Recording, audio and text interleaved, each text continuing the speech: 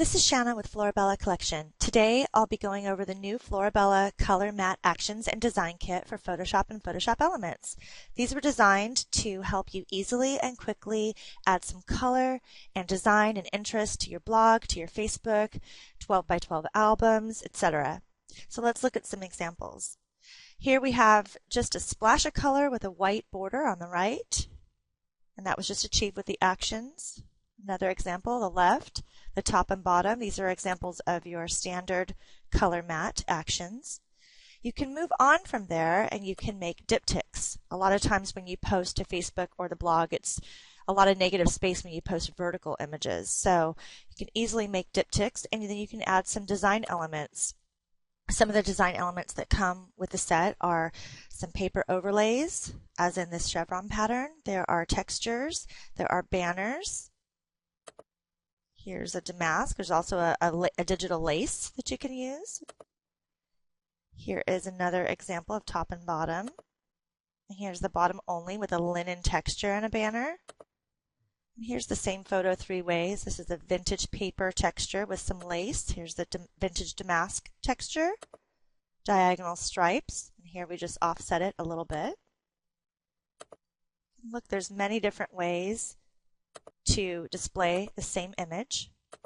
Here's just with color, and here's with a scratch texture and a piece of digital tape that comes with the set, or you can make it into a diptych. You can use the banner for your watermark or your logo, company name. Here's another example of that. Same image here, color, linen texture, a little bit of stripes, and the tape and the vintage paper. There's another. Now, the action helps you to choose your color by letting you sample from the image. So here I sampled from the yellow wallpaper, and here I sampled from the guitar. You could also use the diptych to make a saying, a quote, word art. The set also comes with a bonus group of Facebook actions that helps you make your timeline cover. Now here you have a splash of color on the left because your profile picture goes right here, right in the middle. So it kind of helps frame your profile picture while letting you display one of your favorite images. It also comes with a Facebook highlight action, and that will actually make the perfect size for a highlighted image on Facebook. In other words, when you post a photo to Facebook and you click the little star at the upper right hand side, which will make your photo span both columns in Facebook, usually it crops. It doesn't show your whole photo. It crops it kind of, and you have to click on it to see it. With this action, it'll make it the perfect size so that your fans don't have to actually click on the photo. They can see the entire photo and see some color or design on the left-hand side. And that's all resized perfectly for you. Let's look at some examples from some of our testers. This is from Gabriella Koopmans. It's gorgeous. She used the chevron paper with, looks like a scratch texture over, and then the banner on the left so she could display her name. And this darling one is using, looks like the old canvas texture with the vintage digital lace here. So cute. Love this one from Lisa Fury from The Long Road to China. Here she used actually a texture from Florabella Texture Set 3 on the peaches. And by the way, all of these photos that I'm showing were processed with the classic workflow action set. And this one actually has a texture as well. And then the vintage damask and the top and bottom color bars. Here's another one from Lisa Fury. Here she used also the digital tape and some textures. Beautiful. This is from Brad Olson Photography. Another gorgeous image. Here he used the color bar on the right with some texture, and it looks like he didn't resize the texture down, just used it kind of zoomed in, and I love the effect of that. Here's another one where he actually uses the color matte for his logo. Beautiful.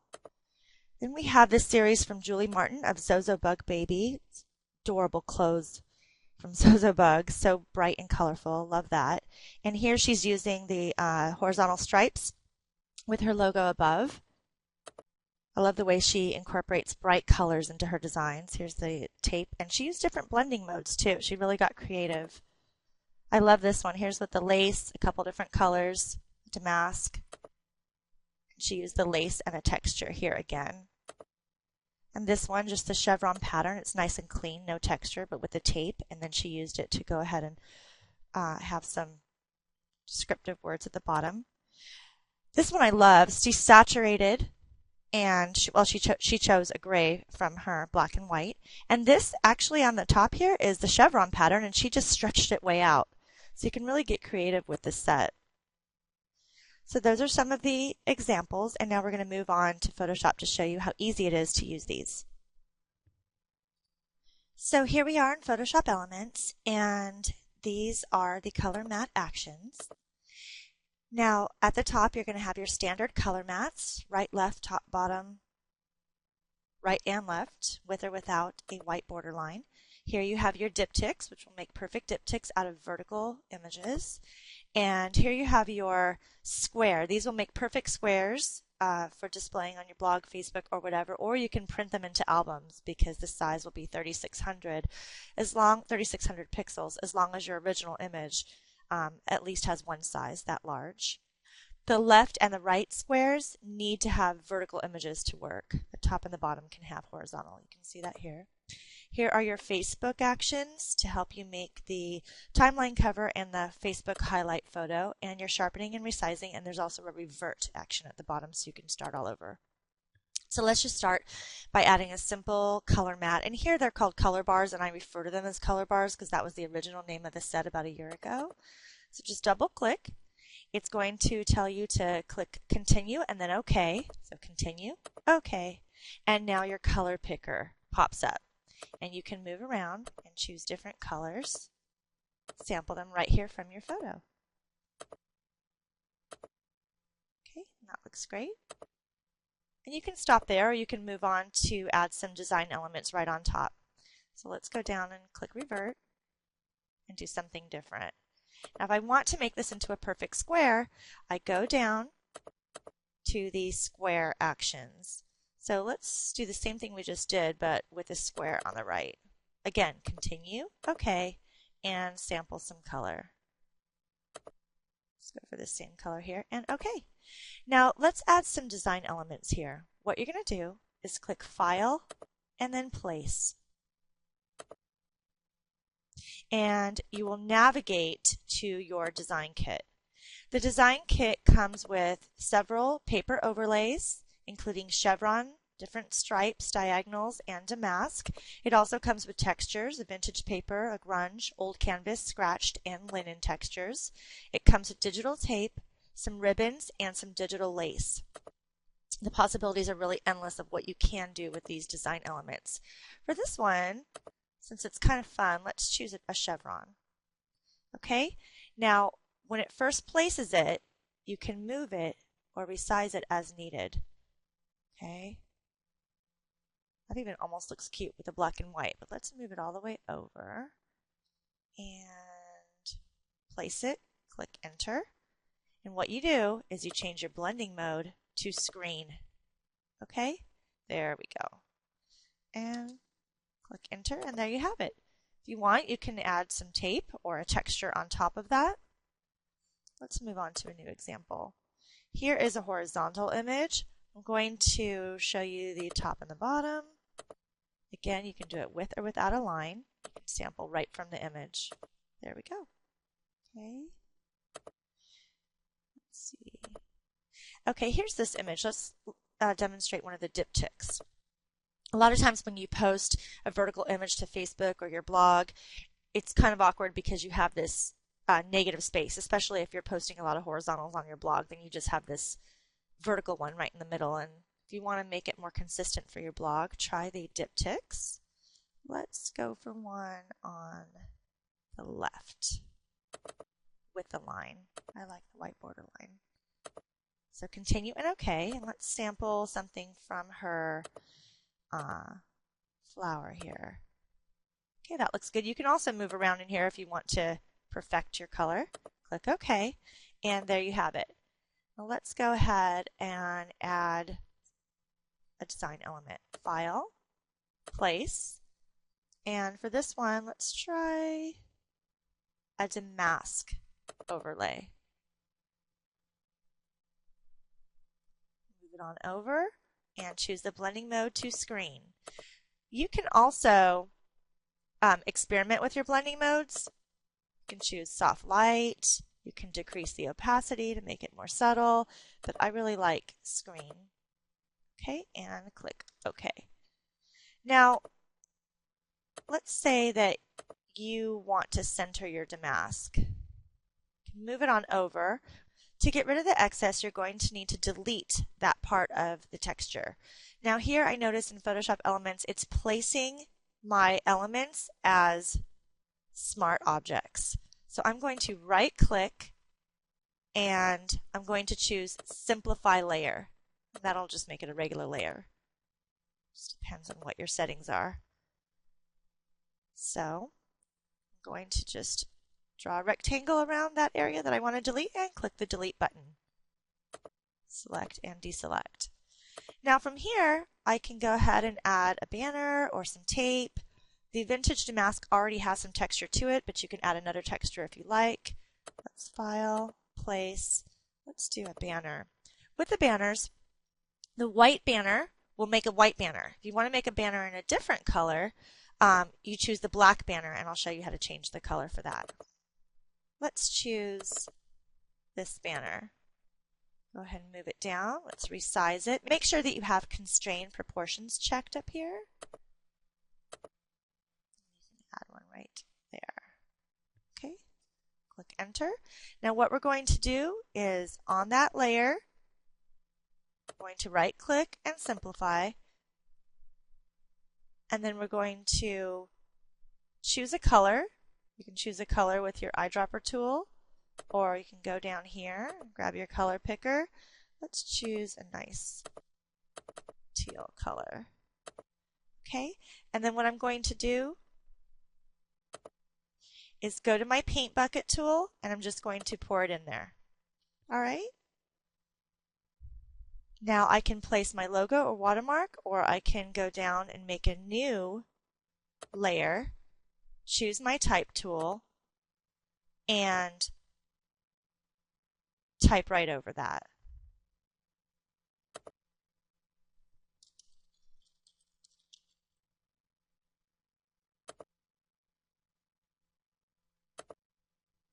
I can also do all sorts of things to embellish the actual banner, including adding some texture. Let's try File, Place.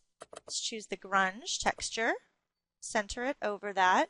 I'm going to make a clipping mask by holding down the Alt key and hovering between the texture and the banner ribbon. And then I'm going to change my blending mode to screen. Now I have a nice textured banner.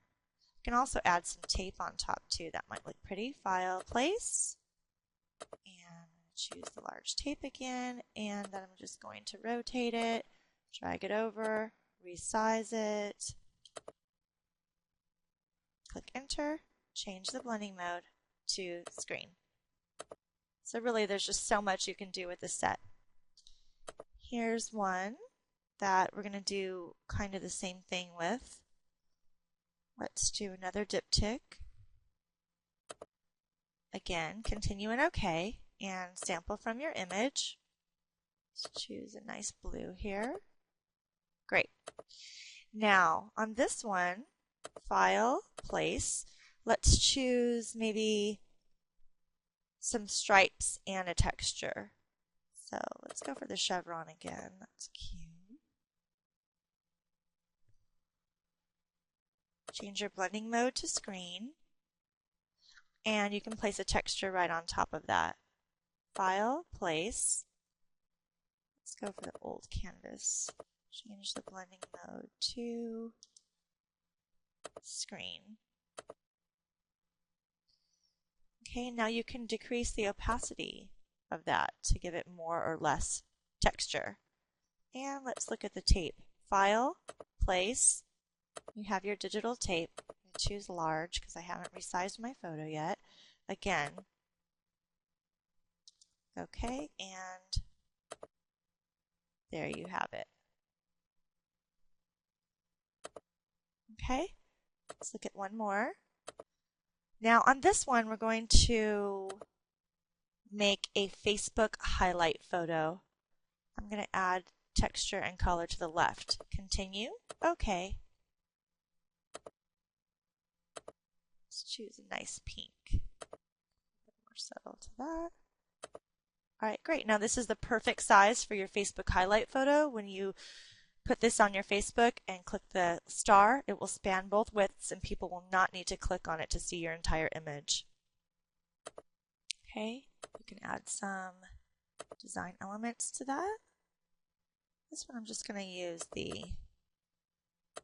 vintage paper. I like that one. You can stretch it out, make it larger. I'm just going to reduce the opacity of this so I can see what I'm doing.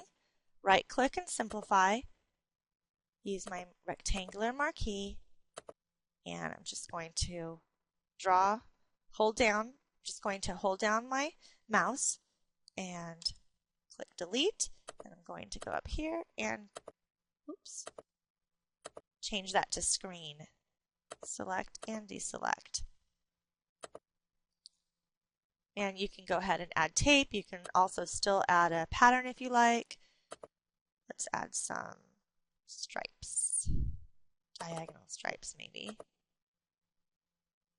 Okay, choose your blending mode of screen. And if you put the texture on top of it, and to finish it off, let's place some tape. Or actually, let's go for the lace. We haven't demonstrated that yet. That's really cute. If you want to make your lace appear larger, and change the blending mode to screen. Decrease the opacity. And now that's ready to go for Facebook. Now, the only actions that are a little bit different are the Facebook timeline actions. For those, you don't already have to have your picture open. You are going to go ahead and come down and play the action. So look for the Facebook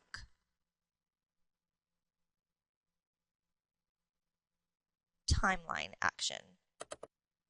You double click it, it says click continue, and now it's going to ask me to navigate to where my photo is. So I'm going to go ahead and find my photo.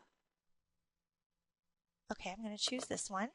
I go ahead and I choose it. Now this is the important part. You want to make sure you have constrained proportions checked, and you want to resize it by holding the handlebar so that it fits, so that it covers the entire area here. Okay, you just don't want any blank space there. The check mark or OK. Now again, continue, OK, and then you're going to sample from your photo. Choose that color. There you have it. Now this is all ready to go, and your Facebook profile will be right here in the center of this block. You can also add some design, file, place. Gotta navigate to where my design kit is. Choose the vertical stripes here. Choose my blending mode of screen and click OK. I'm also going to add a banner. Click Constrain Proportions. Put it up here since my profile will be down there. And then I can go ahead and type my name in there. Actually, let's go ahead and fill that with some color. Oops, it's reminding me that I need to simplify my layer, so come down to your layer and right click. Okay. Choose blue, and then you can create a new layer, this little icon here, and you can type in your name.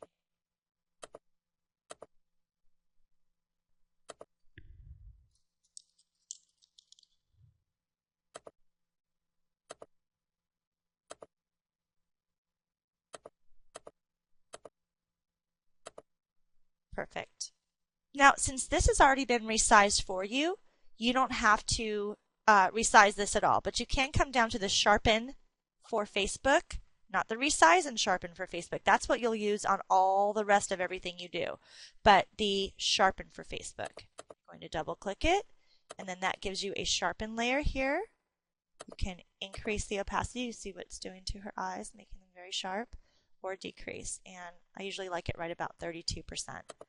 And then you can save and upload it to Facebook. Again, when you're using all the other actions except for the highlight and the timeline, you're going to want to run sharpen and resize. The Florabella Color Matte Actions and Design Kit can be found at florabellacollection.com. Thanks.